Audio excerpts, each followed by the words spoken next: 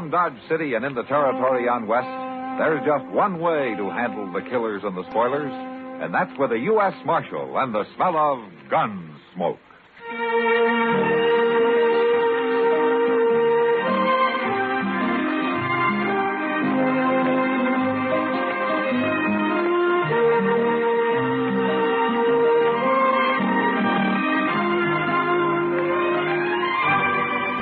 Gunsmoke, starring William Conrad. The story of the violence that moved west with young America. And the story of a man who moved with it.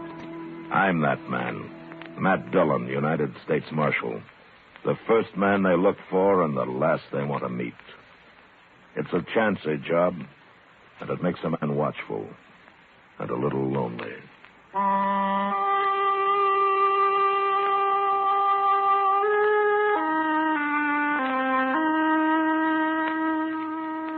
The incident occurred in a Korean prisoner of war camp.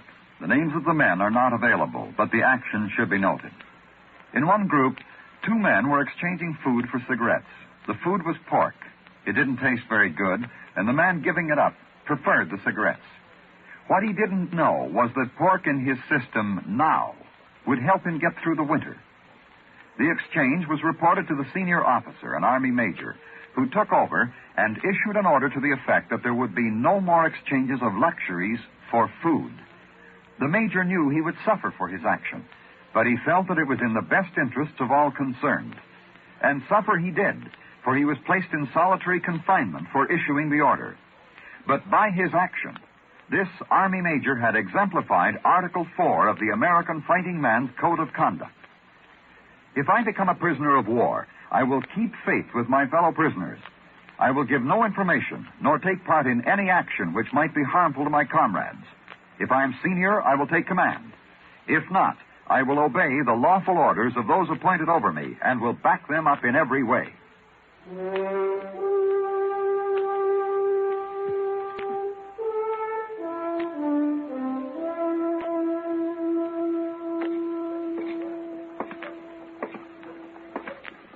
Morning, Doc.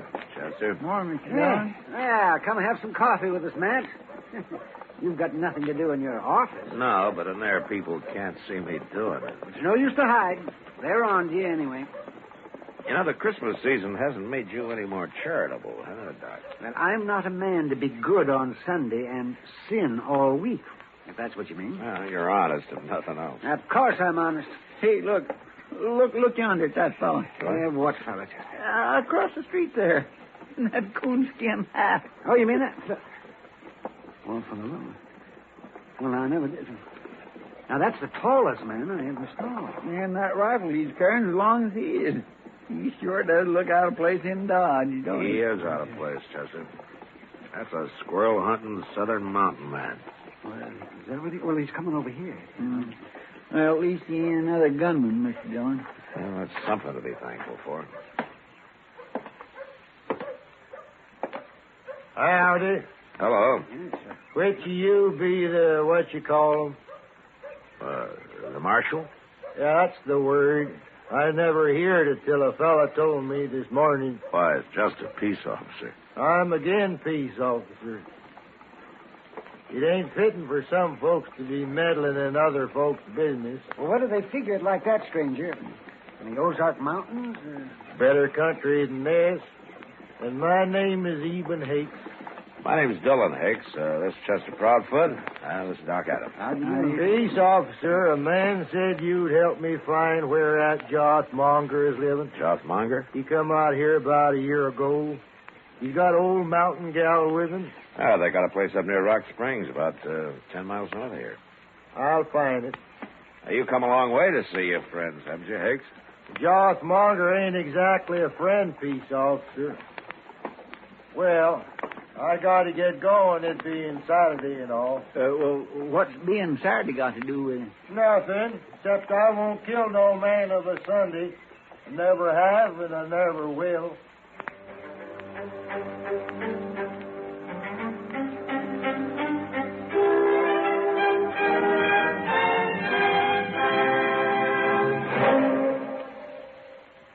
Let's take a moment to think of the world we live in, of just how small it really is. With modern transportation, traveling to almost any place in the world is only a matter of hours. Now, let's say that you're about to be stationed for the first time in the Panama Canal Zone. Once there, you'll find the Republic of Panama more intimately associated with the United States than any other country. You'll also find that nowhere abroad will you get in closer contact with the United States. North Americans have lived in the Canal Zone ever since it was acquired in May 1904.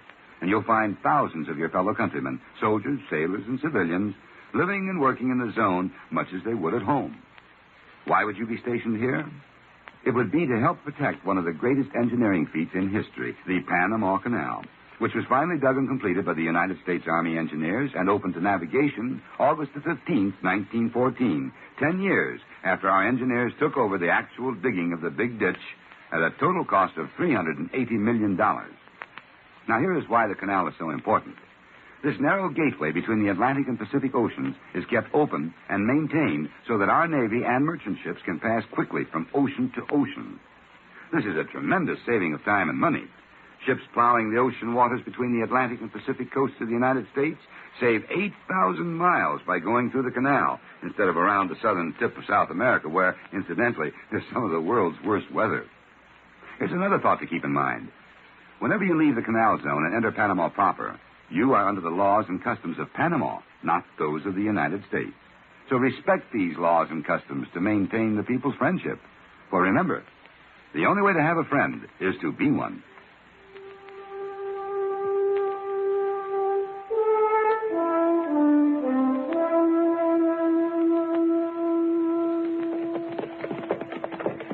Josh Monger's place don't look no better than it ever did, does it? Not much. And just look at that poor Miss Monger. Out doing chores as usual. I wonder where Joth is. Sleep somewhere, probably. Morning, Miss Monger. Hi. Hi, ma'am. Poorly. Is Joth here, ma'am? Today wasn't Saturday, he'd be here. What? Job heels into Dodge every Saturday. He does. I never see him. He socialized more, you'd see him. Job's got his ways, Marshal. They're lonesome, but they're his'n. I see. Miss Monger, do you know a man called Eben Hakes? Hakes. You speak that name around here, you won't be welcome, Marshal. Is there trouble between you? You call Joss being the only Monger left, and even being the only Hakes left, then you could say there's trouble. Oh, you mean it's a feud, huh? Both families have been whittled down to just them two. I see. Is that why Joss came out to Kansas? To get away from it? Not if he's always talking about going back long enough to kill Eben Hakes. No. Well, what do you think, ma'am? Don't you think it's gone far enough? Either one of them could call it off if they wasn't so muley. How'd this feud start, ma'am? If you had any bringing up, you wouldn't ask. Oh, my. I'm sorry. It's a family matter. Where'd you see Eben Hakes, anyway? He was in Dodge asking about Joss. He was asking, and he'll find him. And that's bad. Joss don't even know he's around. Well, that's why I came out here, man. If Joss knew about him, I wouldn't worry. Joss better shot than Eben Hakes any day. Look, Miss Monger, the law doesn't hold with feuding. Whichever one kills the other, he'll hang for it. You start meddling, they'll shoot you. But I'm worried about Joss. He'd be drunk soon as it's dark. I'll find him, man. Well, goodbye. Bye. My land, them hill people all like that, Mr. Dillon? Yeah, mighty independent. Well, the law sure don't seem to mean much to them, does it? Not when it comes to feuding, it doesn't. Chester. Huh? Look over there. Well, For that little bluff. well, forevermore. How'd he get here? I don't see no horse. Well, let's go ask him.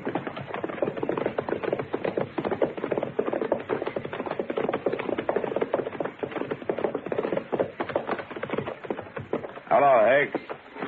Is that Joss Monger's place yonder? Uh-huh. Good. I'll get a little closer and shoot him when he comes out. You don't care whether you hang or not, do you? Hang? For shooting a monger? For shooting anybody. Did you ever hear of murder? Peace, officer. You're getting downright contrary. Where's your horse? I don't need no horse to travel by. You mean you walked all the way from the Ozarks? Well, it's mostly downhill, peace, officer. But I'd walk anywhere to get me a monger. Maybe I ought to throw you in jail. Now you are being meddlesome. But I got to get closer to that house. And don't you fret none about the old lady. I don't aim to shoot her. Mr. Dillon, you going to let Hicks wait here and shoot Joff? Now, let him go, Chester. Let's get back to Dodge so we can find Joff and warn him. Maybe you ought to just let them shoot each other and have done with it. Don't tempt me, Chester.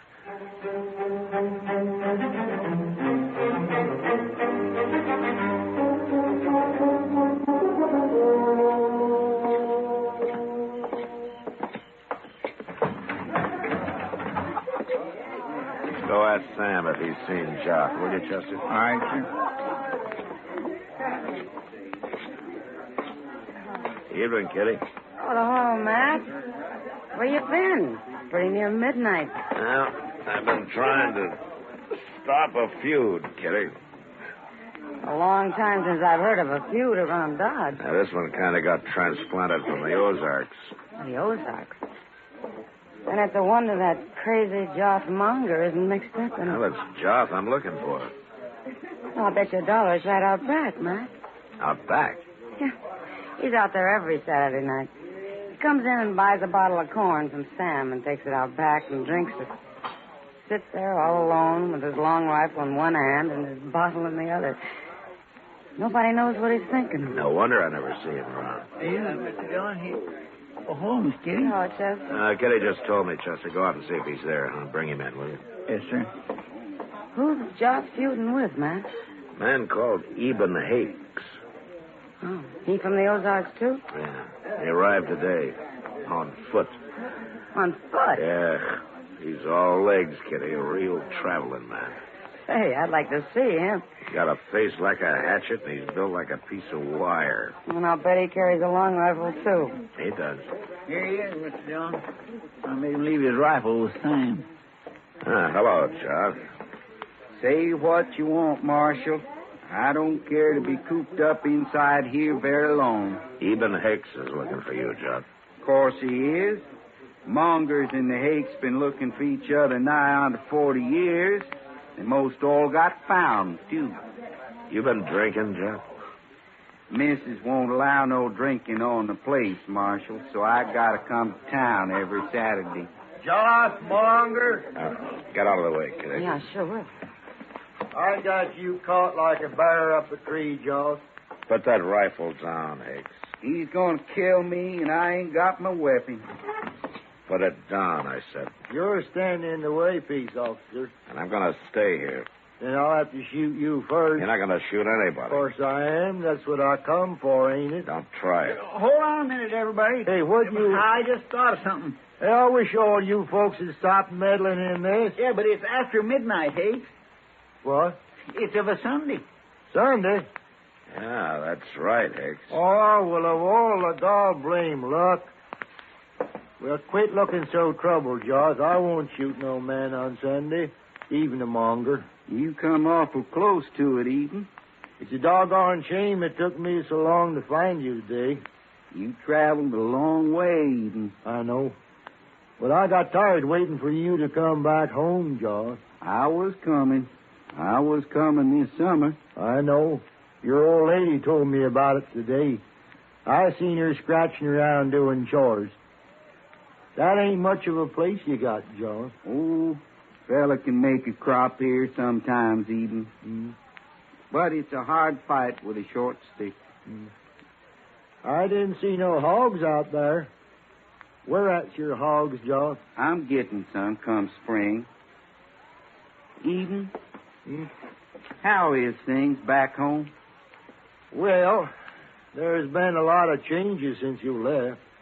Eden, I got me a little jug out back. It's most empty now, but we could maybe buy another one, set out there on the stoop for a spell, and kind of get soured on the cob. What say you? Might as well. We can't do no shooting till Monday. Where at do we buy this jug? I'll show you. Fellow over here sells it. You'll have to give me the loanness of money, Josh. I didn't bring none with me this trip. Well, if they don't beat all, Mr. Dillon. Yeah. Looks to me like they're going to call their feud off. No, not them, Chester. Midnight tomorrow, they'll be stalking each other all over again. Well, how are you going to stop them? Well, I'll let them enjoy themselves tonight, but tomorrow I'm going to throw them both in jail. And they're going to stay there till they learn something more than feuding.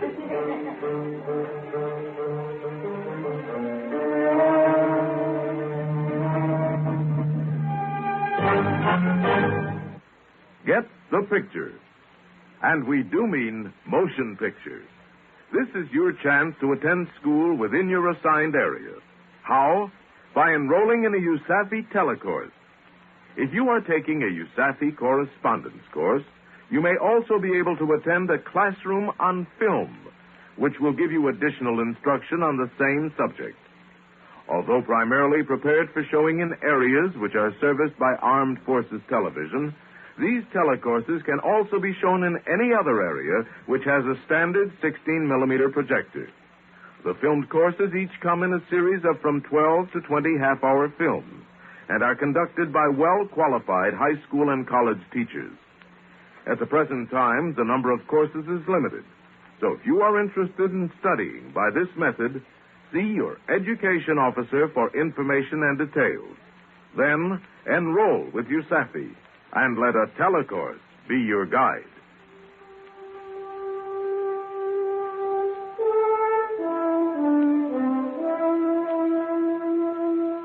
I wasn't sure that jail would teach Joth and Eben a thing, but I still couldn't let them run loose and shoot each other down. So the next morning, Chester and I went looking for them. We found where they'd built a small fire out back of the Long Branch, and we found a number of empty bottles. But that was all. We searched the town till noon with no luck, and then I decided to ride out to the Monger place and see if by any chance Joth had returned. There was nobody in sight when we got there, so we dismounted and walked up to the door.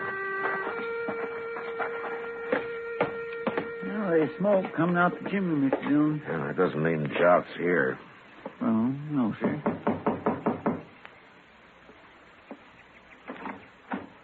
Afternoon, Miss... You go away, Marshal. Now, wait a minute, Miss Munger. If you don't want to get shot, you'll do what I say. Friendly, ain't she? Yeah, But she didn't have no gun. Must be Joth is in there. probably. Well, if it is, why would he want to shoot you? There's one reason I can think of. You mean he's went and killed Eben Hakes? I don't know, Chester, but I'm sure going to find out.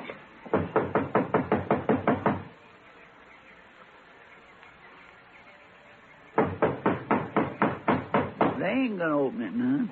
Yeah, there's a window around at the side.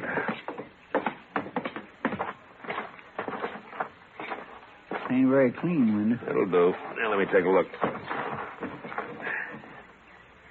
Well, I'll be... What? What is it, Mr. Dillon? Yeah. Have a look for yourself. All right. Well, they're eating dinner. All three of them. Yeah. Come on.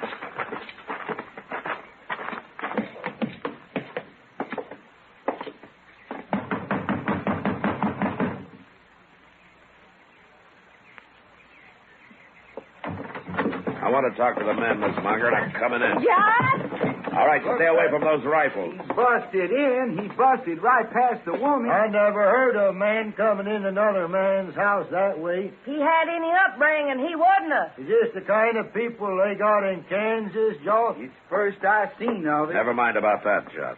Why did your wife threaten to shoot me? What's going on here, anyway? You hadn't come to put him in jail. You wouldn't get shot, Marshal. Oh, how did you know I was going to put him in jail? Even says you told him you would. That's right, I did. If he killed anybody. I ain't killed nobody. Feud's off. We stopped it. Huh? You stopped it? Sure. Last night. We got to talking a little about old times and everything. You know what we found out? What? You tell him, Eben. Well, peace officer, this here feud started a long time ago. What happened was my grandpa stole Josh's grandpa's girl and married up with her, so Josh's grandpa declared a feud right then and there. But you ain't told him what we found out yet, Eden. Oh, well, we hadn't thought of it before, peace officer. Well, last night we was thinking if my grandpa hadn't done that, then Josh here would have been me. What? Don't you see? Otherwise, my grandma would have married up with Josh's grandpa, and I'd have been Josh. So any way you look at it, we're kind of related like. Any way you looked at it last night, you mean I seen all them empty bottles. No, it doesn't matter, Chester. As long as the feud is off. It ain't only off. Eden's going to stay on here with us. We're going to work this place together. I'm going to give my share in it come Christmas. Come Christmas? What? Ain't far off, January 6th. Just when did Christmas get to be January 6th? If you knew anything, you'd know that. I swear I'm getting to know less and less, ma'am. You folks don't understand. Back in the Ozarks, we do our Christmas celebrating 12 days from when you do. Oh, you're talking about 12th night. We call it Christmas, too. If you only knew, Marshal, it works just fine for us. Well, there's no reason why I shouldn't, ma'am. It's a real good old custom. Say now, maybe you and Chester'd come out and celebrate with us? Well, they don't mind kraut and sour pickles and cornbread and coffee, they'll come. Well, now, woman, ain't there going to be no chitlins?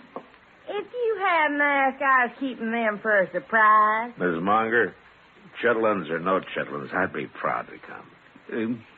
Me too. Well, we'll leave you to your dinner now. And we'll see you all 12th night, huh? Oh, Yeah, sure. well, sure to come back,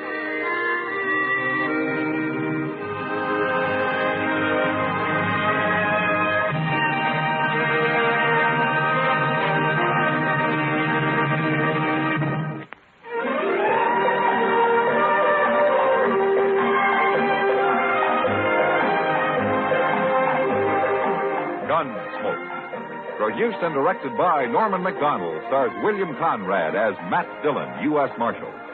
The story was specially written for Gunsmoke by John Meston.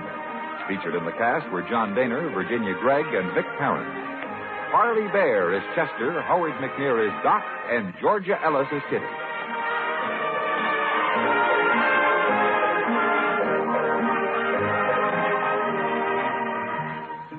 Join us again next week for another story of the Western frontier, when Matt Dillon, Chester Proudfoot, Doc, and Kitty, together with all the other hard-living citizens of Dodge, will be with you once more. It's America growing west in the 1870s. It's Gunsmoke.